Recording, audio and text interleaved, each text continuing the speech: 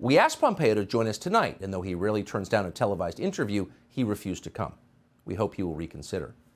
In the meantime, we are happy to be joined tonight by New York Post columnist Miranda Devine. Miranda, thank you so much for coming on. I don't think we've paused long enough to consider what this means. After 60 years, when every person involved is dead, we can't see classified information about maybe the pivotal event in modern American history. And now we know why. Well, Tucker, look, you laid it out really well. And, it used to be that conservatives like me dismissed theories from the left about JFK's assassination as just left-wing conspiracy theories. But over time, I think that the left looks as if they were quite justified in not trusting the intelligence services. And I think the WMD pretext for the Iraq War was a red pill, a slowly dawning red pill for me. And so now you just have to look just on a really basic level. You just look at the fact that 30 years ago, Congress, in a unanimous, bipartisan, unequivocal, unambiguous decision, said that all the JFK files have to be made public.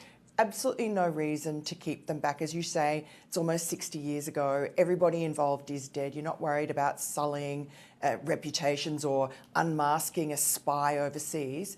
No, there can only be two reasons for it. One is that you're trying to protect the CIA against allegations or revelations that it knew more than it made out about Lee Harvey Oswald. It had a huge file on him. They were investigating him or in contact with him before the assassination, and they didn't do enough to save JFK or protect the president. But is that enough to really keep this secret going for 60 years? I mean, the terrible dawning recognition is that really this is about, as you said, protecting the institution.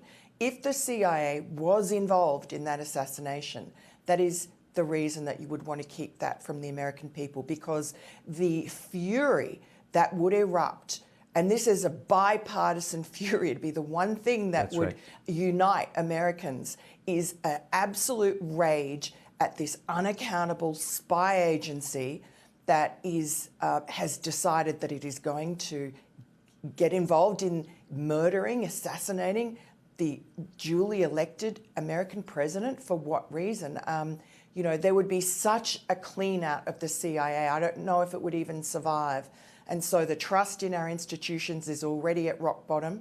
I think it's a mistake for Mike Pompeo not to come on your show, because all this does is fuel more conspiracy theories. The truth is the best disinfectant.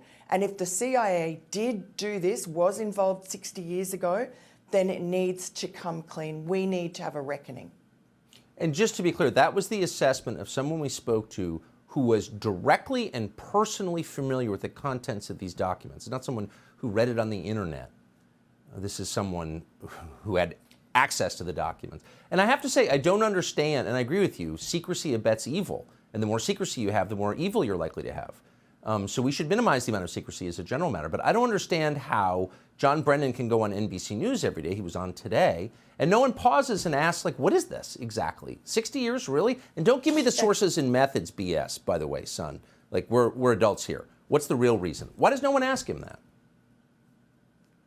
Well, the more we see characters from the CIA like John Brennan, like those 51 former intelligence officials who signed that scurrilous letter about Hunter Biden being Russian disinformation, the less impressive they look. These people are in the shadows for a reason, because if you actually saw who they were, look at John Brennan. Would you, knowing what we know now about him, would you really entrust him to run the country's premier spy agency, to have such power to run around the world intervening in other countries' elections? No.